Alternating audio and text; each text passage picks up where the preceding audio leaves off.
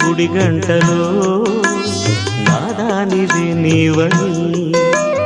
గోరంత పసుపెట్టి ఊరంత కబురెట్టే శ్రీవారే రావాలని కుంకుమతో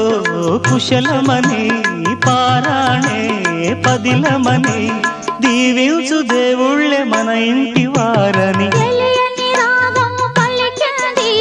తీయని భావనలో మనసే జ్యోతిగా వెలిగింది మమతల కోవెలలో ఈ మమతల కోవెలలో